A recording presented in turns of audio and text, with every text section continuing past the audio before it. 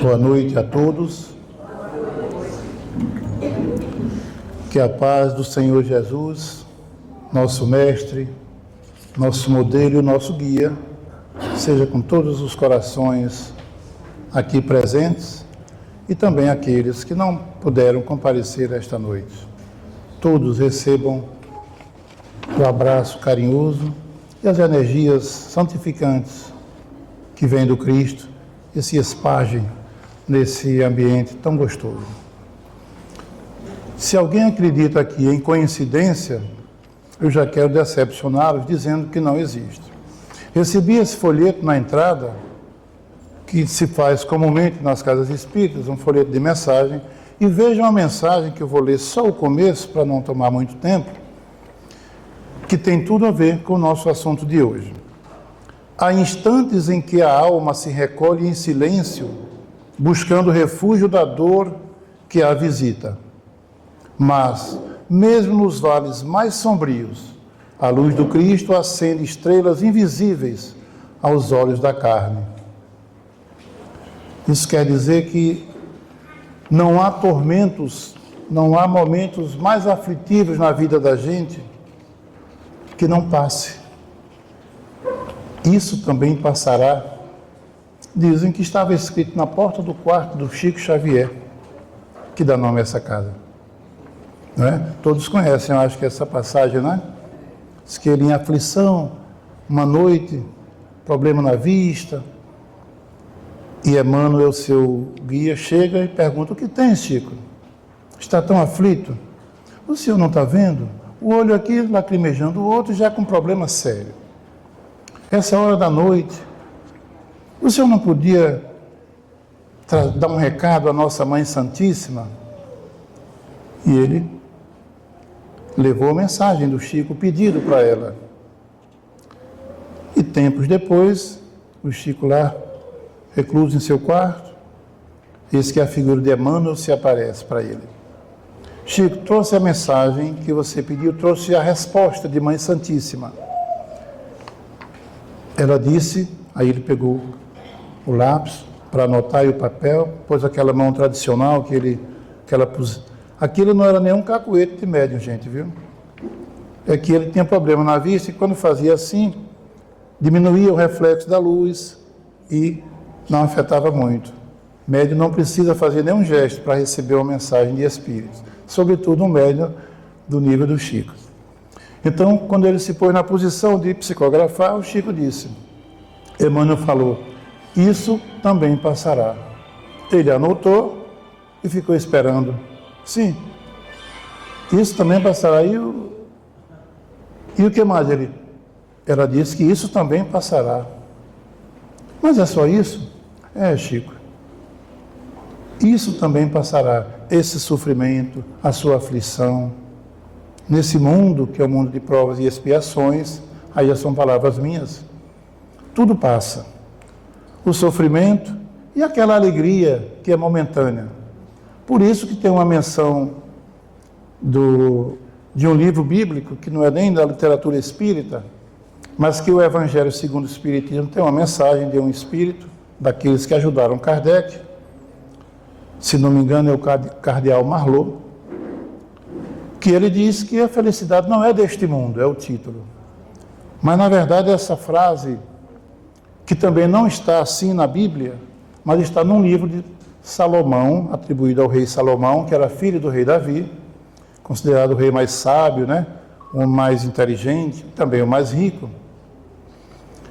E no livro Provérbios, ele vai dizer algo parecido, que ainda que ele tenha todo o poder, todo o dinheiro, toda a fama, toda a inteligência, mas que a felicidade completa ainda não é possível.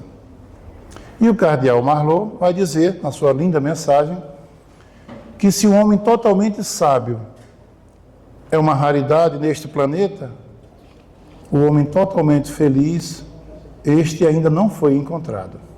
Então a felicidade são momentos, instantes, que também passa, tal como o sofrimento, as tormentas.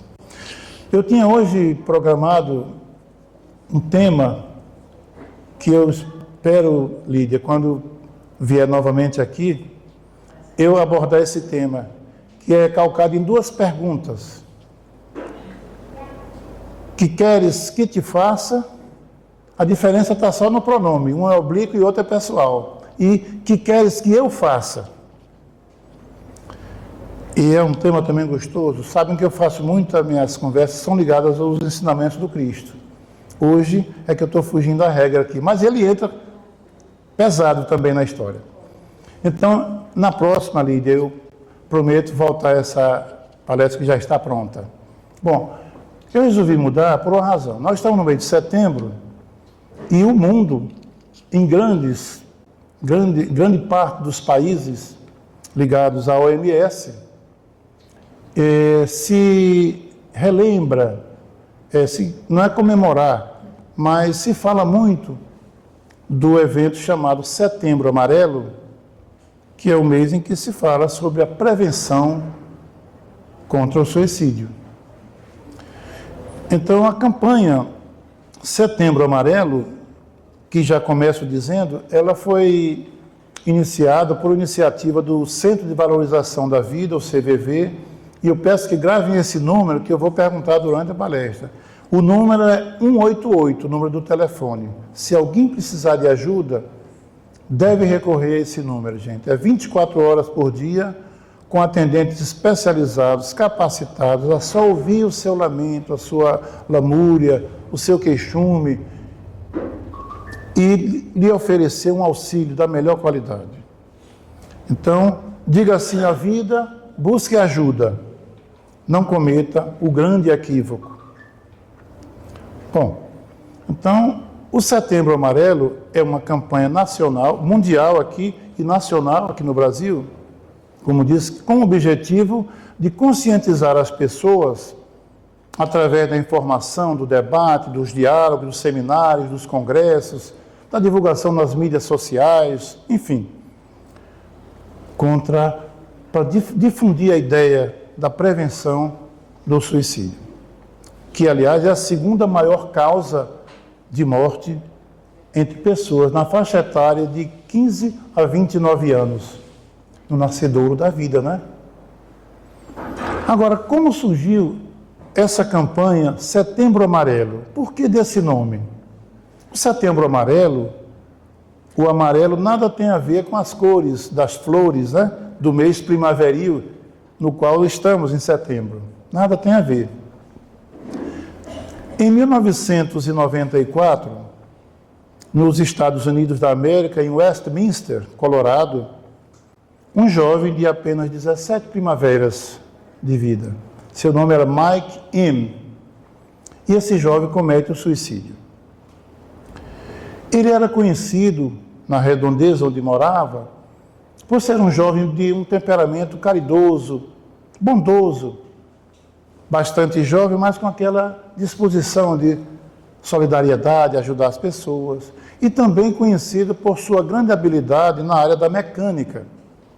Tanto que ele restaurou um carro que ele gostava muito, era um Ford Mustang, modelo 1968, o qual ele pintou na cor amarelo.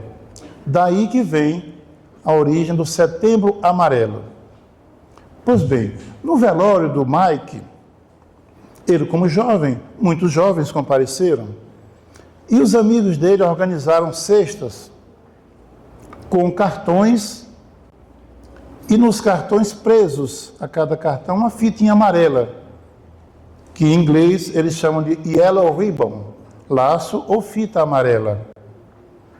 A cor amarela ficou sendo o símbolo do laço e da campanha. Esse jovem ficou apelidado como Mike Mustang, associando ele ao carro que ele tanto gostava. E depois de restaurado ficou um primor de carro, de veículo. Nesses cartões, eles colocaram numa cesta grande, com centenas, dizem que por volta de 500 cartões. E no cartão tinha uma mensagem, em cada cartão. A fitinha amarela presa ao cartão e tinha a mensagem: se você precisar, peça ajuda. Esses cartões foram distribuídos, todos foram distribuídos, não sobrou nenhum. E centenas e milhares de pessoas depois começaram a pedir ajuda depois dessa iniciativa dos jovens por essa campanha. Então, em 2003, a OMS institui o dia 10 de setembro como o Dia Mundial da Prevenção ao Suicídio. No Brasil, a campanha Setembro Amarelo inicia em 2015, uma iniciativa do CVV, como já disse, Centro de Valorização da Vida. Número do telefone é? 188. Eita, memória boa. 188, ainda vou perguntar de novo, hein? Então, uma iniciativa do CVV, do CFM, Conselho Federal de Medicina, e da ABP, Associação Brasileira de Psiquiatria. Isso com o intuito, o propósito de difundir esse assunto e contribuir para que se evite esse tão sinistro e equivocado ato. Bom, o suicídio consiste num processo final de um sofrimento grande e existencial, no qual a pessoa chega ao fim, dando cabo de sua própria vida, porque não logrou êxito a dar vazão a esse sofrimento que tanto lhe afligia. Nenhum de nós, sem exceção, poderá dizer: eu nunca farei isso, eu nunca farei aquilo. Porque o nunca é muito tempo para uma existência tão breve, numa encarnação que, por mais longeva que seja, 90, 100 anos. Isso é um piscar de olho na eternidade. Então, nunca devemos dizer: eu nunca farei isso. Bom, agora, antes de começar mesmo, eu quero abrir com uma mensagem que eu ouvia por acaso hoje, já com a palestra pronta, do Espírito Emmanuel, que era o benfeitor do Chico, né, todos sabem, num livro Recados do Além, no capítulo 28, com o título Imortalidade. Ele diz assim, abro aspas: quando o suicida acordou, no mais além, trazendo a chaga em sangue que abrira em si mesmo, gritou espantado para os céus: meu Deus, onde a morte em que entrei? Uma voz, porém, lhe respondeu aos ouvidos da consciência profunda: meu filho, sairá da morte tantas vezes quantas forem necessárias, mas da vida, jamais. Linda essa mensagem. Ele se referia a um jovem que suicidou-se. Então essa é a introdução do capítulo e eu não vou... ele é longo. Bom,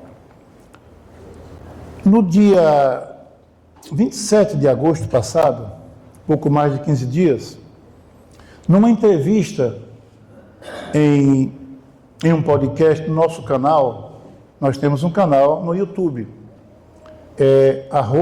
@BetoEspírita, tudo junto e minúsculo, @BetoEspírita. Estou dizendo isso para que depois, se alguém interessar, pode acessar no YouTube e lá pode ir na playlist, quer dizer, naquela lista de vídeos, né? Playlist é aquela lista de vídeos.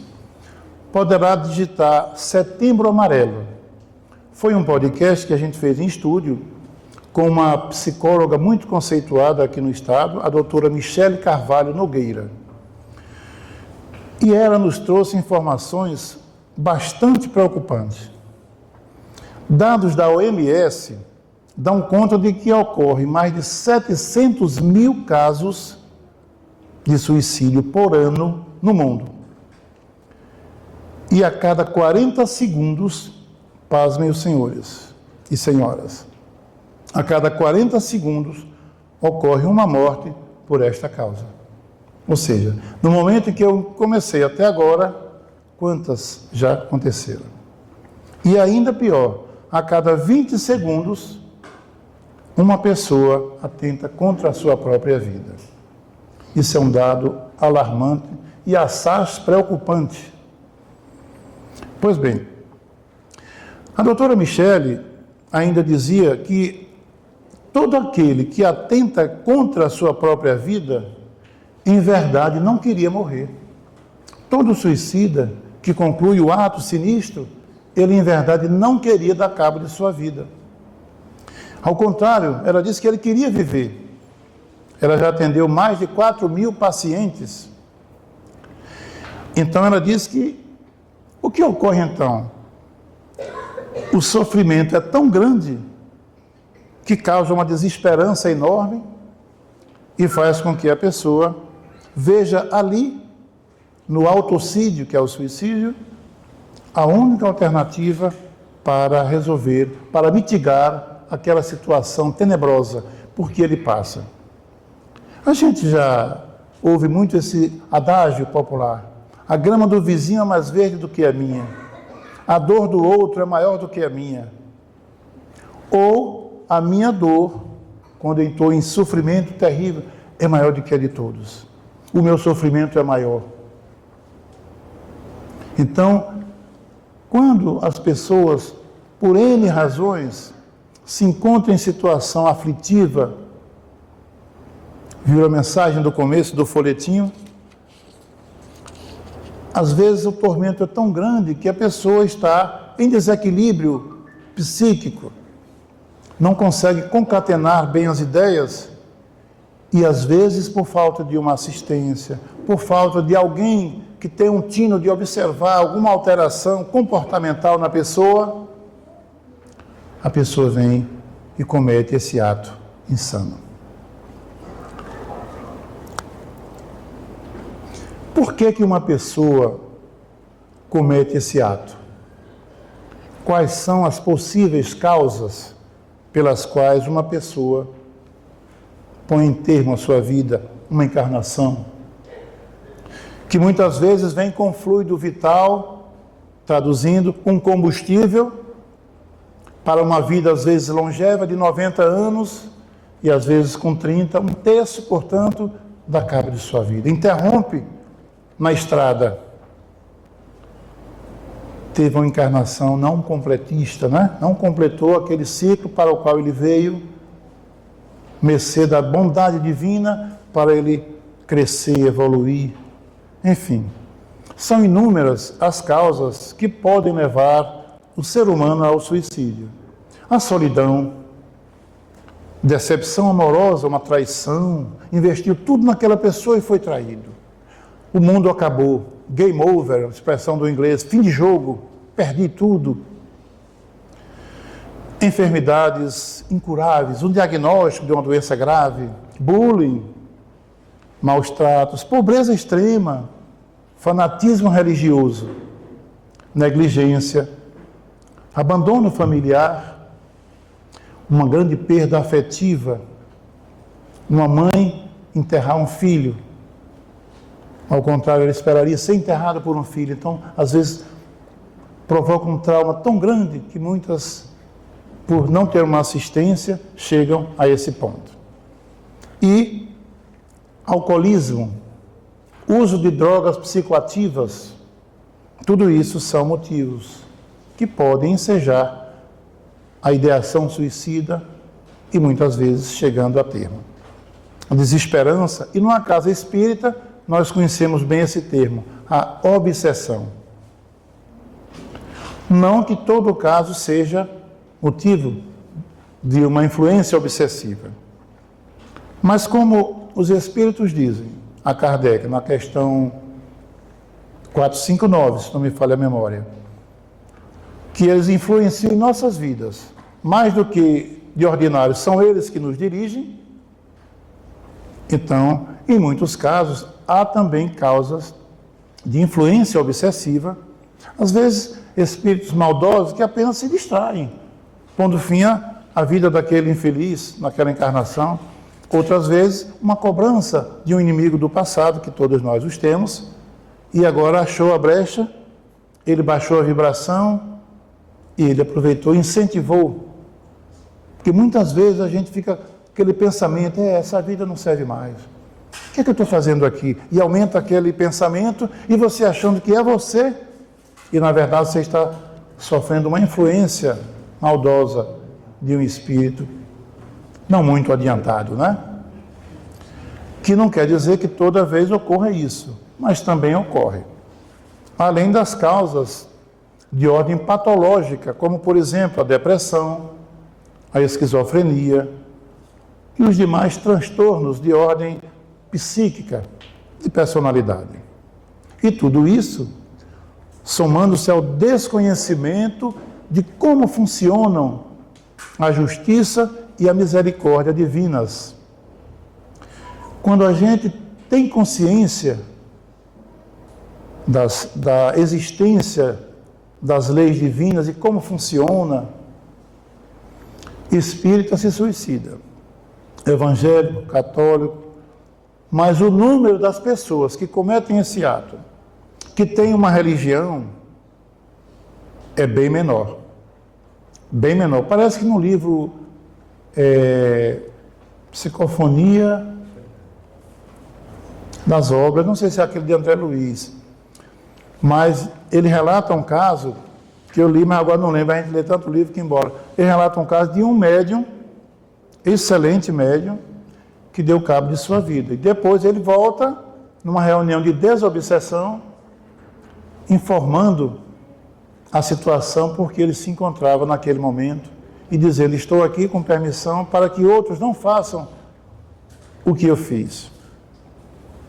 Mas o fato é que quando você tem uma religião, e quero dizer mais do que uma religião, quando você tem uma fé nos moldes que Kardec, o professor francês Hippolyte Léon Denisard Rivail, ele dizia uma fé baseada na razão, ele chamava de fé raciocinada. Quem tem uma fé substancialmente forte, dificilmente chega a esse ponto.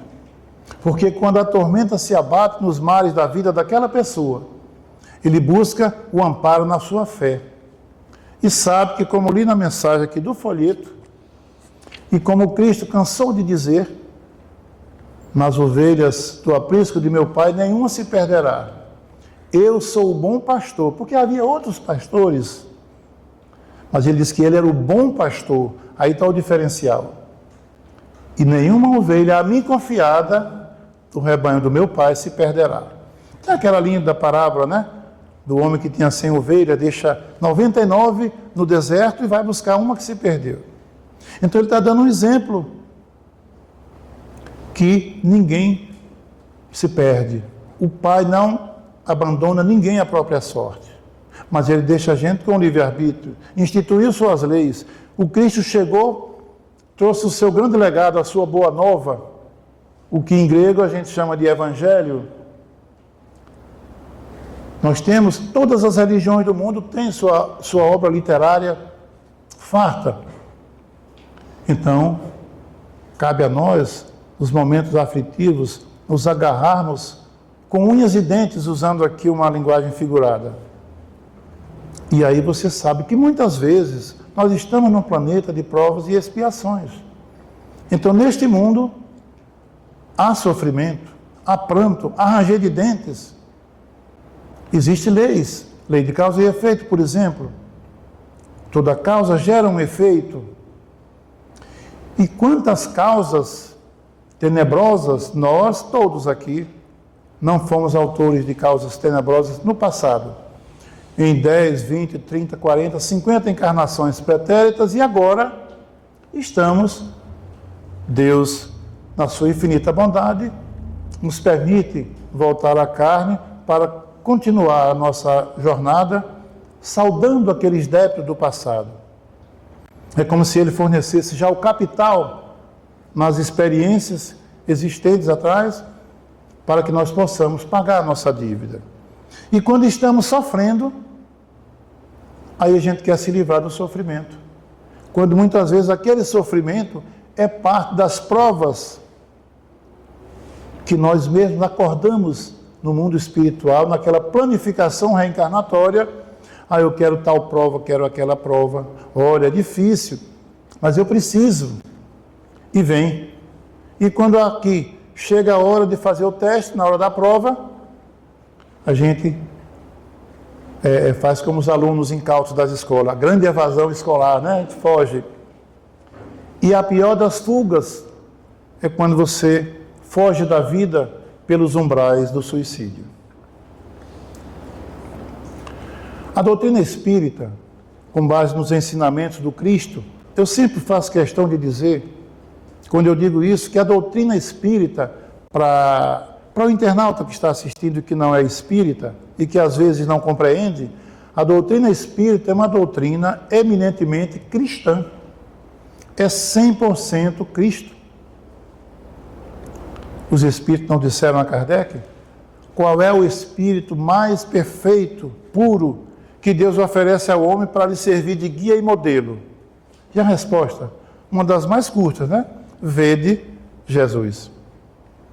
Então, se nós temos esse modelo, esse guia, não temos por que nos perder na caminhada. Guia é aquela pessoa, quando você faz um roteiro turístico, contrata um guia lá onde você vai. Por quê? Aquele guia conhece os locais bons, seguros, né? Os melhores lugares para você ir, e você vai acompanhado daquele guia, sabe que não terá problema. Esse é Jesus na nossa vida, é o guia. Se nós seguirmos o seu modelo, imitando, modelo é aquele que a gente vai imitar, e guia é o que vai fazer com que a gente siga. Ele não disse, eu sou o caminho, a verdade e a vida, e quem me segue não andará em trevas, né? Ele disse também que era a luz do mundo. Então, esse GPS, ou esse Wazer, que é Jesus, esse nunca precisa de atualizar, de reinicializar, porque ele sempre está atualizado. É só a gente dirigir seguindo esse mapa, que a gente chega ao nosso destino. E a meta principal, que ele mesmo disse, sede perfeito todos vós, como perfeito é meu Pai que está nos céus. Então a nossa meta é atingir essa perfeição, claro, relativa, porque a perfeição total só Deus. Mas é aquela que nos é possível. E se Jesus afirmou, não temos por que duvidar, né? Então a doutrina espírita, baseada nos ensinamentos do Cristo e nas informações dadas pelos espíritos, nas obras básicas da codificação de Kardec, bem como também nas diversas obras da literatura espírita, de modo geral, é contrária à prática do suicídio. A doutrina esclarece ainda sobre o grande equívoco que é esse ato e alerta para as consequências daqueles infelizes irmãos que abreviam o regresso à pátria espiritual por esse expediente.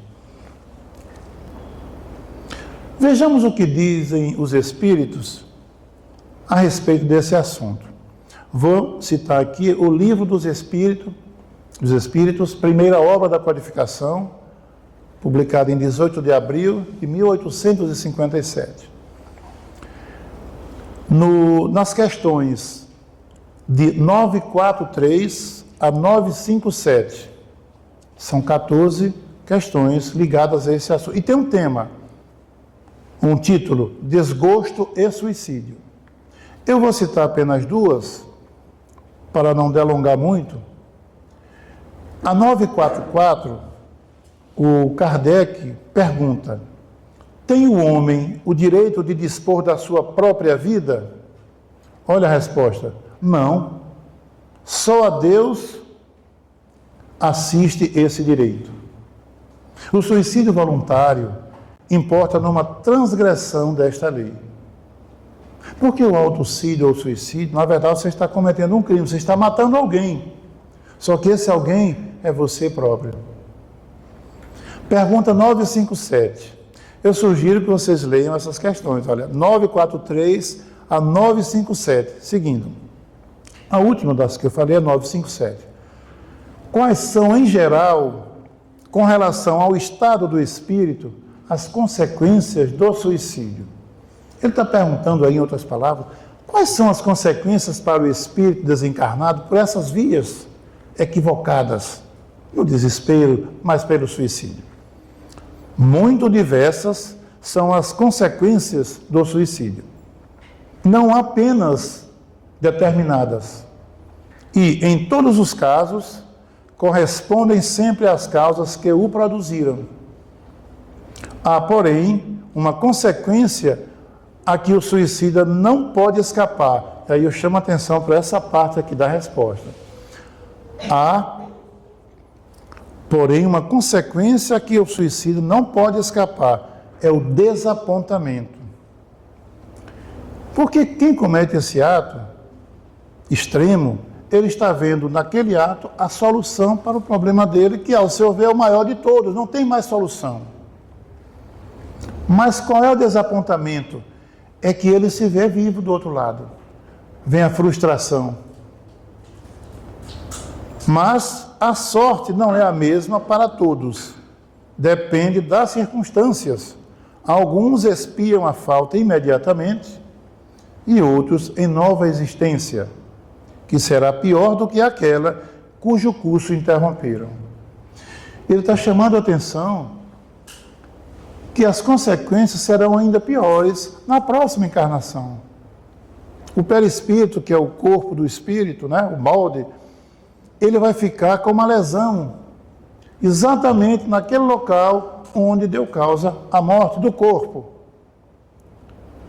E quando volta, vem com aquelas doenças congênitas, muitas vezes. Nem sempre as doenças congênitas também têm relação. Não vamos para o fanatismo, mas muitas delas são relacionadas à lei de causa e efeito.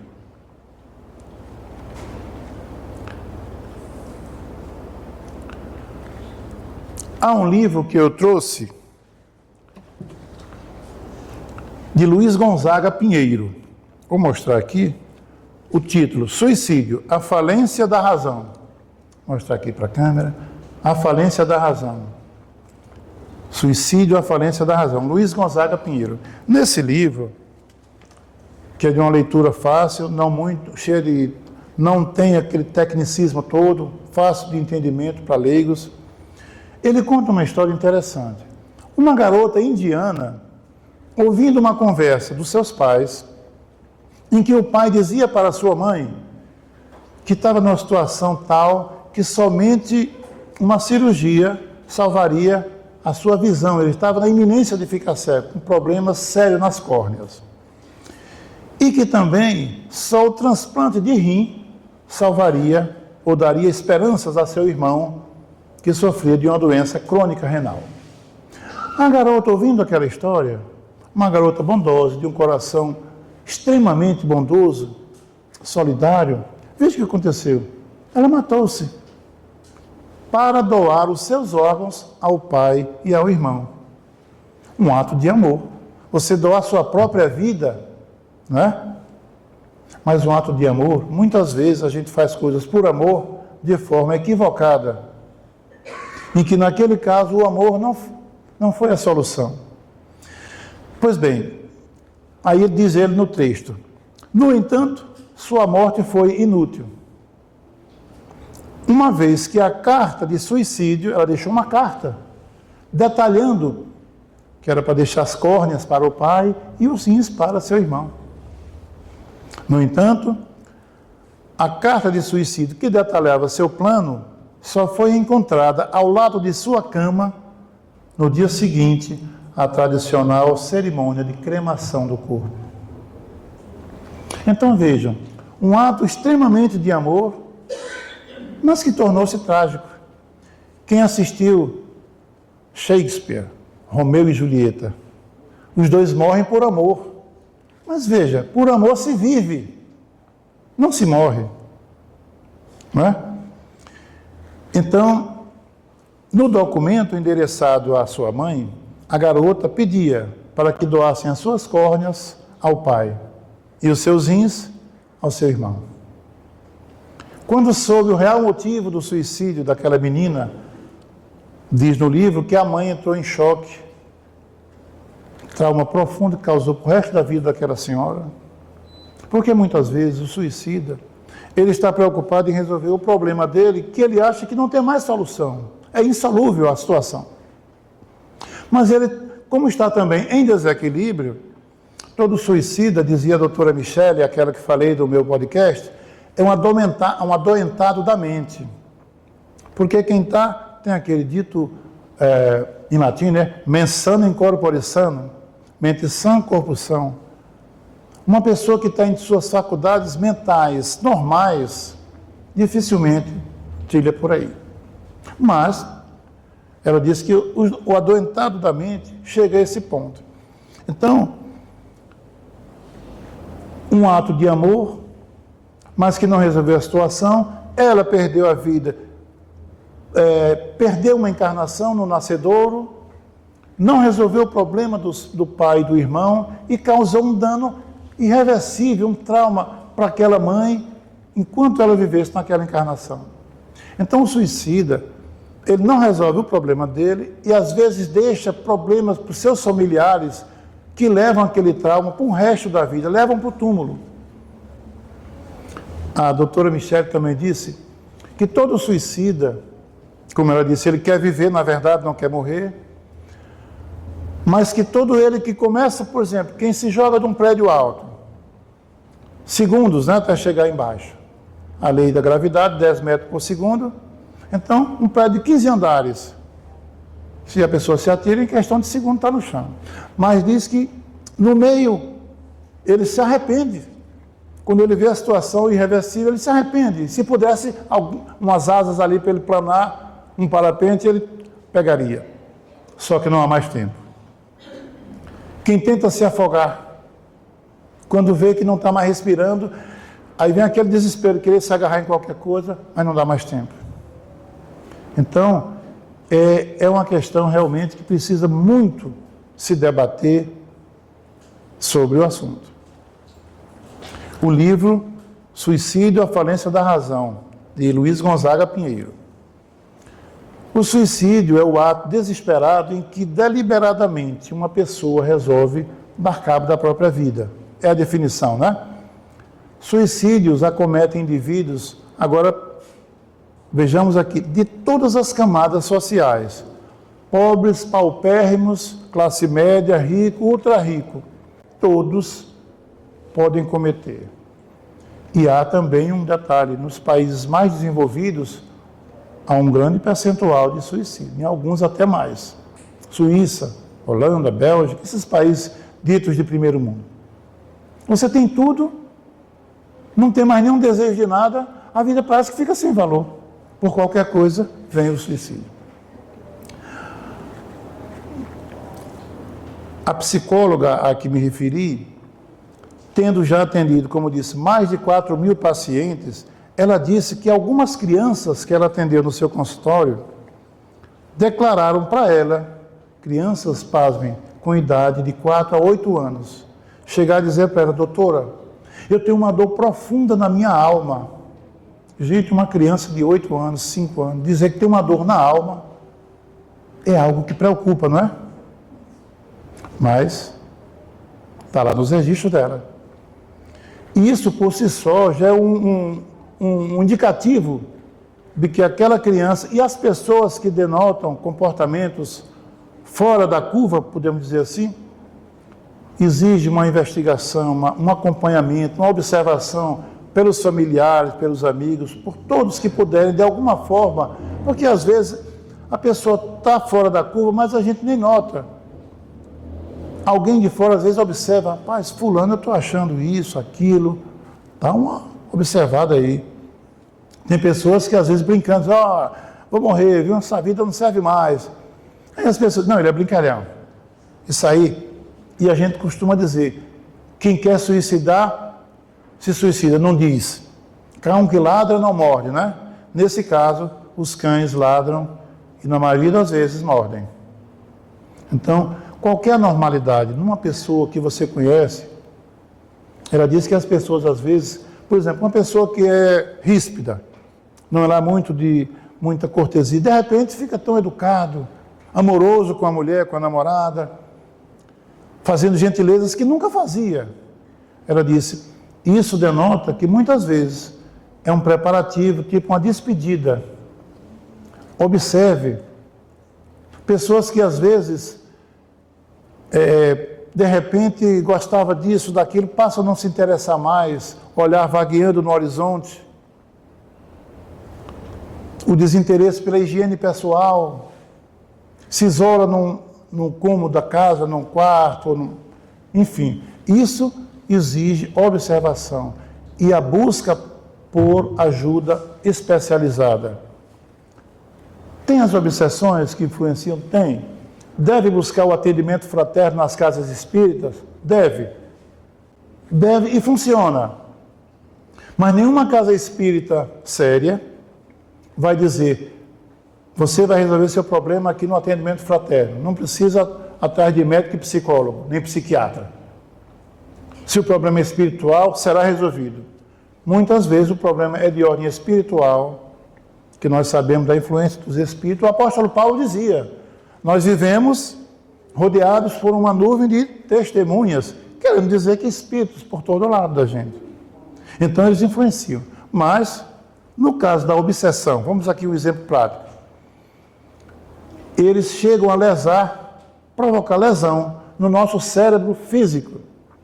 E uma vez que a lesão se instalou no vaso físico, você vai para o tratamento fraterno, toma o passo de tratamento, acompanha, é bom e deve frequentar, ou a sua religião qualquer, estou falando do tratamento, porque estou numa casa espírita, mas não deve prescindir de buscar o auxílio com o psicólogo, o psiquiatra.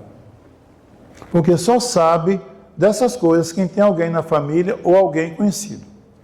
Não é brincadeira, gente. Então, nesses casos, mesmo quando há processo obsessivo, tem que haver o tratamento associado. O tratamento espiritual, que é indispensável, porque quando a causa é obsessiva, pode tratar também somente com o psicólogo ou psiquiatra, mas ele vai voltar às crises. Porque o outro fator não foi tratado. Então, é um tratamento, é uma terapia associada. Os dois são necessários. Então, na maioria dos casos, a pessoa chega ao cometimento desse ato extremo, já, de alguma maneira, aqueles que cometem, já vinha dando algum sinal. E, às vezes, passando imperceptível para as pessoas, despercebido. Temos que estar atentos a tudo e a todos. Voltando agora para a nossa literatura espírita, o livro O Céu e o Inferno. Trouxe também para mostrar, essa é uma edição, O Céu e o Inferno ou A Justiça Divina, que nosso amigo Adroaldo ali tanto conhece, as obras de Kardec. É um doutor, expert no assunto. Nesse livro, na segunda parte, no capítulo 5, tem um título: O Pai e o Filho que foi recrutado pelo Exército. Ele narra, essa parte é linda, gente.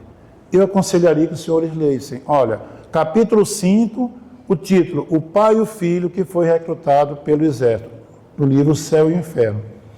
É a quinta obra, né, Adroaldo? Do Pentateuco Kardeciano, né? A quarta, né? A Gênesis é a última, né? Que embora seja Gênesis o começo, é a última, tá certo. Então é a quarta obra do Pentateuco Kardeciano ou Kardeciano, a mesma coisa.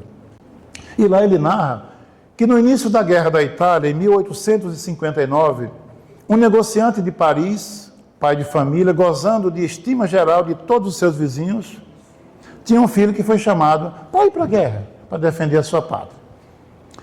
Ele, se achando incapacitado, impossibilitado de eximir o filho daquela obrigação de ir à guerra, porque ele temia que numa guerra muitos morrem, mas também muitos voltam.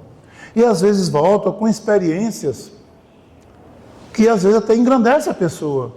Quantos soldados que foram para a guerra só pensando em se defender e matando para defender, viraram pessoas solidárias, porque lá no confronto via colegas sendo amputado a perna e ele praticando o ato de verdadeiro altruísmo para salvar aquele colega, expondo sua vida em risco.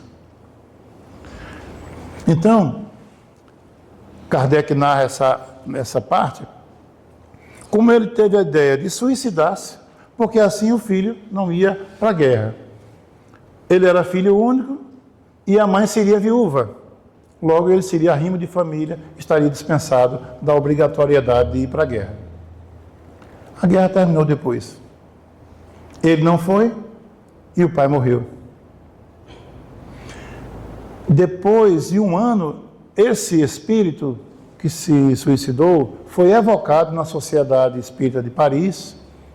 Você conhece bem, né, Dora, essa história? E o relato é fantástico, né? E quem assiste a esse diálogo e quem responde muitas das perguntas é ninguém menos do que Santo Agostinho, o bispo de Hipona. Então, Santo Agostinho dá uns esclarecimentos fantásticos. Depois, acho que deixei até marcado aqui para...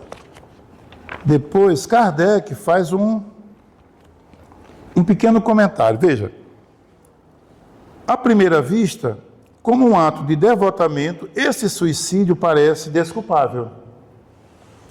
Efetivamente assim é, mas não de modo absoluto.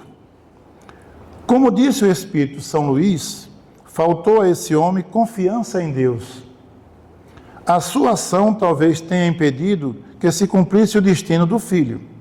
Além disso, o pai não tinha a certeza de que o filho sucumbiria na guerra, porque muitos voltam. E a carreira militar talvez oferecesse ao rapaz uma oportunidade para que ele progredisse. Aí ele diz que a intenção foi boa, e Deus sempre leva em conta a sua intenção, mas que isso não o isenta das penas do crime que ele cometeu, não contra si próprio, mas contra as leis de Deus. Dá umas 3 páginas esse diálogo da evocação. Depois São Luís também é questionado, e ele próprio dá explicações das respostas do Espírito, e depois Kardec faz um elenco de considerações que eu só comecei. Então, olha, capítulo 5, o pai e o filho que foi recrutado pelo exército. Segunda parte do livro Céu e Inferno. No livro, agora vamos para a parte mais conhecida e pouco lida, do livro Memórias de um Suicida. Todo mundo já ouviu falar. O escritor português Camilo Castelo Branco, sob a orientação do espírito Leon Denis, conta não só a sua história, como suicida que foi, mas também a de outros espíritos, como ele, suicidas. No começo desse livro, para ter uma ideia, é esse aqui, ó, fininho, né? Memória de um Suicida, Ivone do Amaral Pereira. No começo, a leitura chega a causar certo impacto, devido à riqueza de detalhes com que descreve as cenas dramáticas expostas ali naquele livro. Detalhe, Ivone do Amaral Pereira também foi suicida, por mais de uma vez. Por isso que ela dedicou tanto a essa obra. Essa obra foi escrita, demorou, depois de pronto, ainda ficou aguardando a autorização do alto para ser publicada, para chegar no tempo certo. Fala também, essa obra, sobre a grandeza da misericórdia divina em prol dos espíritos suicidas, e que há sempre esperança para os faltosos que se arrependem. Deus nunca desampara os seus filhos. Deus nunca manda ninguém para as penas eternas, para o inferno, aquele inferno bíblico. Ah, mas suicida vai para o inferno, não tem chance, Deus não quer. Não vai. Nem vai para o céu, ninguém que foi bonzinho também. Tristeza, né? Todo mundo quer o céu. Se vai para locais no mundo espiritual de acordo com a sua última convivência, de acordo com o seu arcabouço adquirido em termos de progresso. É a lei do progresso. No livro Memória de um Suicida, nesse mesmo livro, aliás, Ivone, ela fala de um lugar que é chamado de Vale dos Suicidas. Ela descreve. Mas eu digo que as cenas são dramáticas, mas nada que ninguém possa ler. Devem ler, que o objetivo é para se ter uma ideia de como funciona do lado de lá e as circunstâncias em que a pessoa se vê por esse ato cometido, que poderia ter sido evitado. Então, ela fala desse Vale dos Suicidas, onde energeticamente espíritos que cometem esse desatino vão para aquele lugar, por atração, pela lei de atração, por atração mútua. E ainda que existem várias outras regiões umbralinas, onde os espíritos em sofrimento, inclusive suicidas, se reúnem devido à mesma sintonia, à mesma faixa vibratória.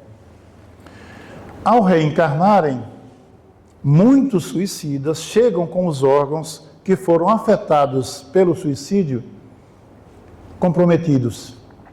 E isso é o que explica em muitas anomalias congênitas. Como eu disse, não são todas, mas muitas têm relação.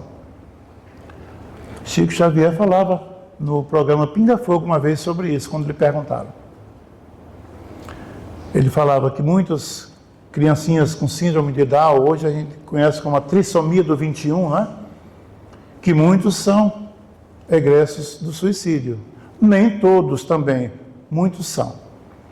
Podem ser espíritos que em existências passadas cometeram algum tipo de excesso que lhes causaram uma marca perispiritual, no perispírito, como eu falei, de tanta profundidade que ainda na vida futura, naquela encarnação depois, os efeitos daquela ação são percebidos em forma de distúrbios, onde são apresentadas desde a infância. Tem aqueles casos, vai para o médico, faz exame de tudo que é jeito e não dá nada. Não, esse exame não mostra que tem uma anomalia, mas a criança tem isso, mas não tem nada só. Vamos fazer outros exames, ressonância, não sei o que, tomografia, e não dá nada. Chega em determinado ponto da vida, cessa aquele problema. Porque muitas vezes, como eu disse no começo, você interrompeu a vida e ficou lhe faltando algum tempo. Você vem para cumprir aquele resgate, cumpriu a parte que lhe faltava, você expiou, digamos, aquela falta. Então foi curada. Porque a causa que lesou, que trouxe você com aquela patologia, já foi resolvida.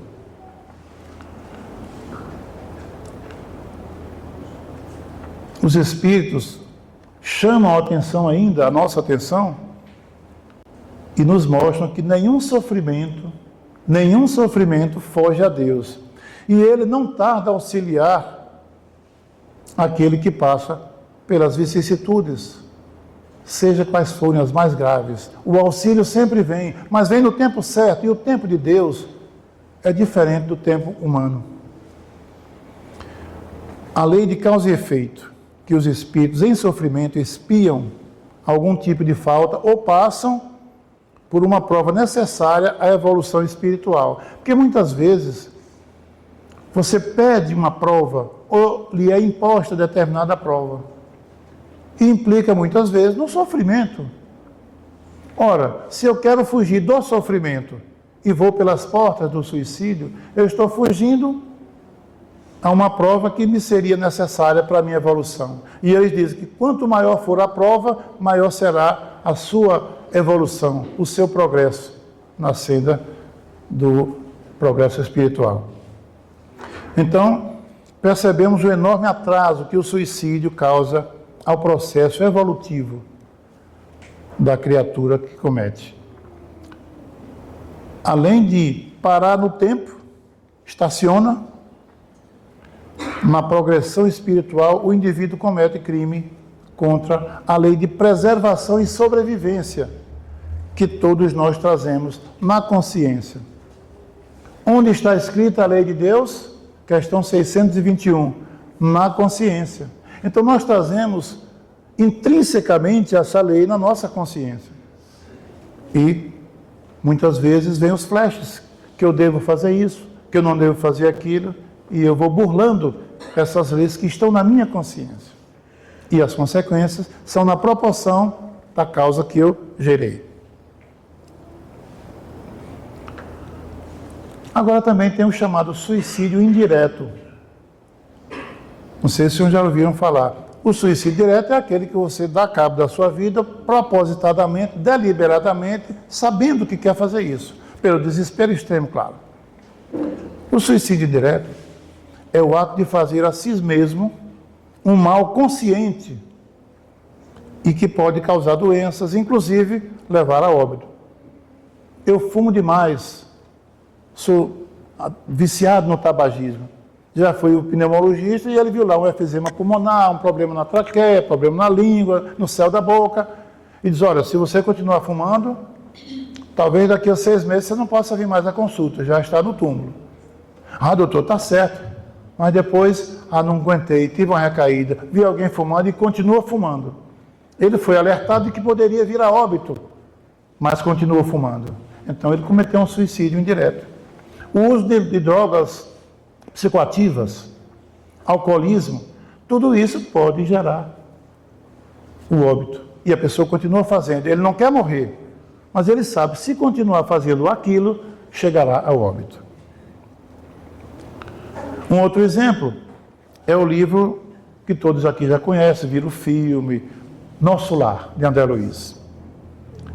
André Luiz é acusado de suicida quando chega no mundo espiritual.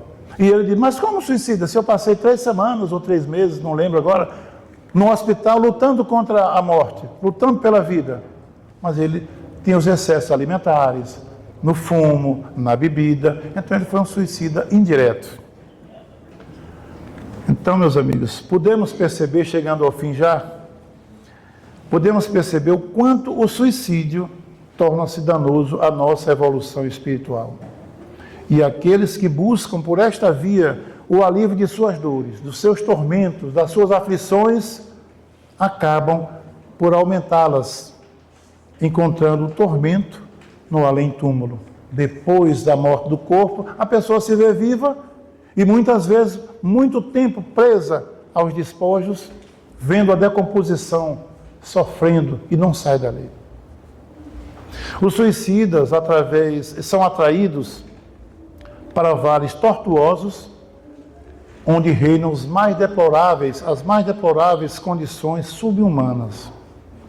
E ali permanecem, geralmente, o tempo que deveriam, muitas vezes, permanecer na carne, aquilo que ficou faltando para ele, caso não houvesse cometido esse ato brutal. Por mais difícil que pareça a situação, meus amigos, por mais complicada, não esqueçamos de que Deus, o nosso Pai bondoso, está sempre ao nosso lado. Afinal, Ele é o nosso Pai, como dizia Jesus, Abba, Paizinho, Papai.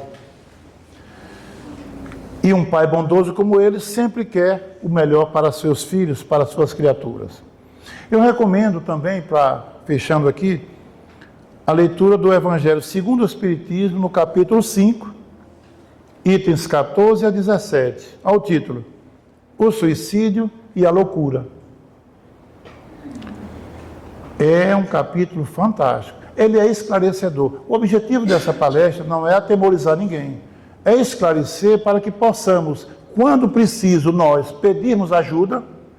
Olha o lema do Mike Mustang, se precisar, peça ajuda. E ajudarmos aqueles que precisarem quando nós observarmos que podemos oferecer alguma ajuda. Agora, para concluir, penso que uma das causas que levam a pessoa ao cometimento desse ato é, sem dúvida, o afastamento de Deus. A ausência de fé. Eu disse fé, não de religiosidade ou de religião. A fé, aquela fé que Kardec recomenda, baseada na razão, no entendimento das coisas. A fé em que você acredita e tem certeza, não porque é quem disse, porque soube, porque o padre falou, o pastor, ou o orador espírita, ou no curso eu vi, não. Você tem fé porque já compreende aquilo que você vê razão para a sua fé. E quem tem essa fé, normalmente, não se afasta de Deus. O homem que tem fé raciocinada, nos dizeres de Kardec, tem confiança no Criador, porque Ele sempre quer o melhor para nós. Entretanto, baseados numa máxima do Cristo, que eu sempre começo e encerro com o Cristo, não devemos fazer nenhum juízo de valor, gente, daqueles irmãos infelizes que cometem esse ato insano, porque todos podemos. E a máxima do Cristo: não julgueis para não serdes julgados. Mateus, capítulo 7, versos de 1 a 2. Ali ele estava falando no Sermão do Monte. E agora eu digo a todos, agradecendo a casa pela confiança, pedindo minhas escusas pelo avançado tempo. Seria aqui uma manhã inteira ou uma tarde, que esse assunto urge a necessidade de se falar. Mas volto ao slogan da campanha do Mike Mustang. Se precisar, peça ajuda. E se precisar, seja você aquele que vai oferecer ajuda de alguma forma. O número do CVV é mesmo? Oh, mente boa. Muita paz para todos, que Jesus abençoe a todos e que diminua esse número de suicídios. Com fé em Deus vai chegar ao ponto, pelo esclarecimento, de acabar. Muito obrigado.